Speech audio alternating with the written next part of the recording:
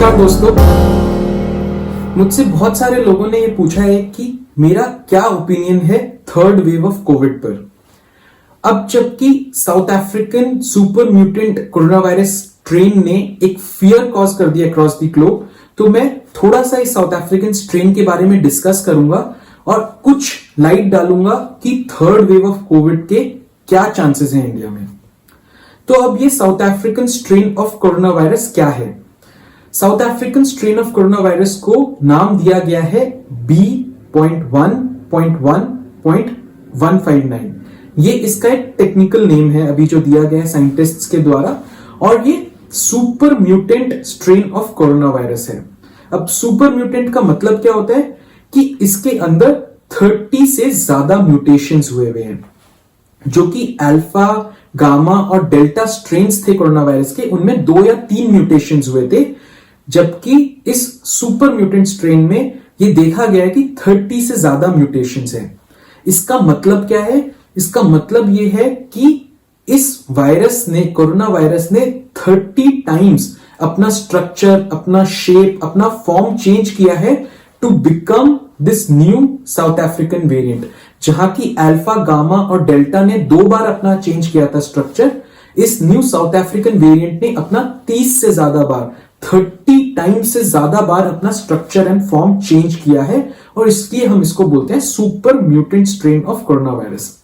अब इससे खतरा क्या है? ये सुपर म्यूटेंट स्ट्रेन ने वर्ल्ड को एक पैनिक मोड में क्यों ग्रिप कर दिया है? क्यों एक पैनिक मोड में लिया है, अलर्ट मोड पे लिया है पूरी दुनिया को, पूरे वर्ल्ड को अगेन?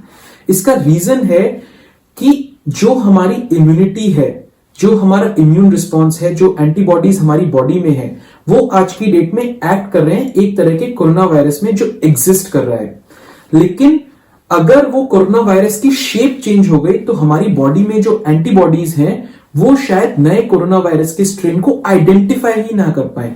अगर हमारी बॉडी की इम्यूनिटी, इम्यून रिस्पॉन्स, एंटीबॉडीज इस नए कोरोना वायरस को आइडेंटिफाई नहीं कर पाए तो ये कोरोना वायरस दोबारा इंफेक्शन कॉज कर सकता है एंड दोबारा फेटालिटी कॉज कर सकता है। एंड यही मात्र रीजन है कि पूरी दुनिया एक फियर में ग्रिप हो गई है because of this south African variant, जो कि साउथ अफ्रीका के अलावा 4-5 और कंट्रीज में पाया गया है। तो इसीलिए, क्योंकि इसका इतना स्ट्रक्चर चेंज हो गया है कि शायद जो हमारी बॉडी में एंटीबॉडीज है वो इनको ना रिकॉग्नाइज कर पाए और ये फिर इंफेक्शन कॉज कर दे। तो अगर हम ब्रॉडली क्लासिफाई करें तो 4 मेजर रीजंस है कि इस साउथ अफ्रीकन वेरिएंट ने क्यों पैनिक कॉज कर दिया है। सबसे पहला रीजन और इजी रीजन हमने जो एग्जिस्टेंट अंडरस्टैंड किया वो ये है कि एंटीबॉडीज के लिए ये स्ट्रेन रेजिस्टेंट हो सकता है। मींस मोनोक्लोनल एंटीबॉडीज या किसी भी तरह की एंटीबॉडीज हो गई, ये कोरोना वायरस को आइडेंटिफाई करके किल करती हैं। अगर वो एंटीबॉडीज इसको नहीं आइडेंटिफाई कर पाएंगी तो किल नहीं कर पाएंगी और ये कोरोना वायरस इन्फेक्टिव हो सकता है। सेकंड है वैक्सीनेशन इनइफेक्टिव हो सकता है। वैक्सीन के वजह से क्या हुआ, आपकी बॉडी में इम्यूनिटी डेवलप हुई है कोरोना वायरस के स्ट्रेन के लिए, लेकिन अगर ये नया स्ट्रेन डिफरेंट हुआ पुराने स्ट्रेन से एंटायरली, इसका स्पाइक प्रोटीन अलग हुआ, तो होगा क्या, जो बॉडी की एंटीबॉडीज है, बॉडी की इम्यूनिटी है, उस नए स्ट्रेन को नहीं आइडेंटिफाई कर पाएगी। नहीं आइडेंटिफाई कर पाएगी तो वो उसको डैमेज नहीं कर पाएगी, डिस्ट्रॉय नहीं कर पाएगी, और ये कोरोना वायरस बॉडी में दोबारा इंफेक्शन कॉज कर सकता है। थर्ड रीजन है ये ज्यादा कंटेजियस हो सकता है, मीनिंग कि ये ज्यादा फास्टर स्प्रेड करेगा। हमने देखा था सेकेंड वेव ऑफ कोविड में डेल्टा स्ट्रेन जो थी वो बहुत जल्दी स्प्रेड करती थी, तो हो सकता है सिमिलरली इसका स्प्रेड और भी ज्यादा फास्ट हो। देन फोर्थ रीजन है कि ये और फेटल हो सकती है। सेकेंड वेव में डेल्टा कोरोना वायरस की वजह से, डेल्टा स्ट्रेन की वजह से हमने ये देखा था कि ये कोरोना वायरस जो डेल्टा स्ट्रेन का था ये लंग्स को ज्यादा इन्फेक्ट कर रहा था, लंग्स को इफेक्ट कर रहा था, ऑटो इम्यून रिस्पॉन्स डेवलप हो रहा था जो कि लंग्स को डैमेज कर रहा था लोगों के। हो सकता है ये जो नया सुपर म्यूटेंट स्ट्रेन है और ऑर्गन्स को भी डैमेज करे बॉडी में ज्यादा मात्रा में। तो ये क्रिटिकलिटी पता नहीं है अभी किसी को, लेकिन जस्ट ये अजम्पशन की जा रही है क्योंकि ये सुपर म्यूटेंट स्ट्रेन है, तो हम लोग ये अज्यूम कर रहे हैं कि सुपर म्यूटेशन होने से ये और एग्रेसिव हो गया होगा और डेंजरस हो गया होगा। बट ये जानना जरूरी है कि ये सारी प्रोबेबिलिटीज हैं, ऐसी बहुत सारी और प्रोबेबिलिटीज हैं जो वर्ल्ड को ग्रिप करे हुए फियर में because of this south African variant. लेकिन ये 4 मेजर प्रॉब्लम्स हैं एंड ये सिर्फ ओनली पॉसिबिलिटीज है राइट नाउ, ये कंफर्म्ड फैक्ट्स नहीं है। लेकिन इन चारों रीजन की वजह से एक पैनिक क्रिएट हुआ है। नाउ ये चलते हुए साउथ अफ्रीकन वेरिएंट के पास 2 ऑप्शंस हैं। मींस साउथ अफ्रीकन वेरिएंट 2 तरह से क्लासिफाई हो सकता है आगे चल के।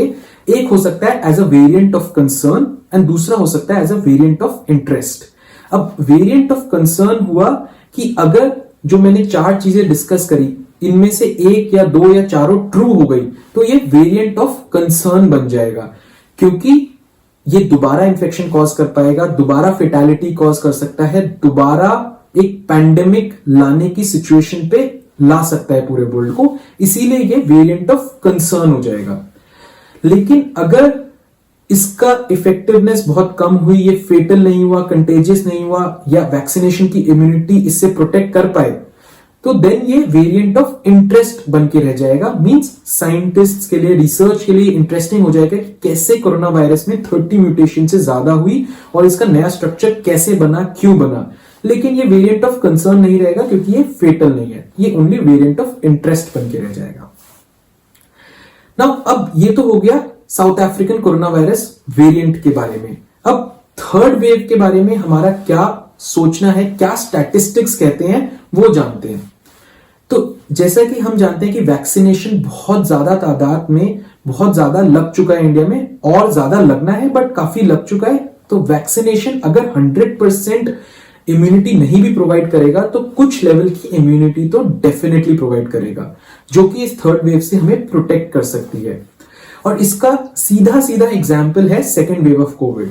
सेकेंड वेव ऑफ कोविड में सारे एज ग्रुप्स इन्वॉल्व हुए, लेकिन सबसे ज्यादा फिटैलिटी, सबसे ज्यादा इन्वॉल्वमेंट हुआ एज ग्रुप 25 से लेकर 45, 25 से 45। क्यों? क्योंकि ये age group working age group है, जो ज्यादा बाहर थी स्ट्रीट्स में, ये पार्टी कर रही थी, ये स्ट्रीट्स में थी, ये एक्सपोज्ड थी कोरोना वायरस से, और यही वो एज ग्रुप थी जो कि वैक्सीनेटेड नहीं थी। क्योंकि 31 मार्च 2021 तक up to age group of और अबव एज ग्रुप ऑफ 45 के लिए वैक्सीनेशन था, उससे कम के लिए वैक्सीनेशन नहीं था इंडिया में। एंड ये एज ग्रुप वैक्सीनेटेड नहीं थी और एक्सपोज्ड भी सबसे ज्यादा थी। तो हेंस प्रूव्ड कि वैक्सीनेशन ने कुछ लेवल ऑफ प्रोटेक्शन प्रोवाइड करी थी ओल्डर जनरेशन को, जो कि वैक्सीनेटेड हो चुके थे। तो ये हो गया वैक्सीनेशन का protection against third wave. Second हो गया हमारा अलर्ट मोड। हुआ क्या है कि अभी सेकेंड वेव के बाद central government and state governments are on alert mode. धीरे धीरे रिलैक्सेशंस प्रोवाइड करी जा रही हैं, बट गवर्नमेंट बिल्कुल अलर्ट मोड में है। वो केसेस स्टैंडर्ड एवरीडे चेक हो रहे हैं, उसके बेसिस में असेसमेंट हो रही है। Covid special task force assigned है, एवरी स्टेट में, एवरी डिस्ट्रिक्ट में असाइंड है to check control the Covid behaviour. And yes, अगर एक स्पाइक आएगी भी तो वो एक थर्ड वेव में कन्वर्ट होने के चांसेस कम है, क्योंकि हम अलर्ट मोड में, हम प्रिपेयर्ड हैं दोबारा लॉकडाउन के लिए, हम प्रिपेयर्ड हैं एक्शन के लिए, गवर्नमेंट प्रिपेयर्ड है कि क्या एक्शन लेना है, कैसे एक्शन लेना है, हॉस्पिटल्स प्रिपेयर्ड हैं। तो इसीलिए स्पाइक आ सकती है, वो कंट्रोल में नहीं है अगर आएगी, लेकिन थर्ड वेव आने के चांसेस थोड़े लिमिटेड है because of vaccination and on are being alert mode.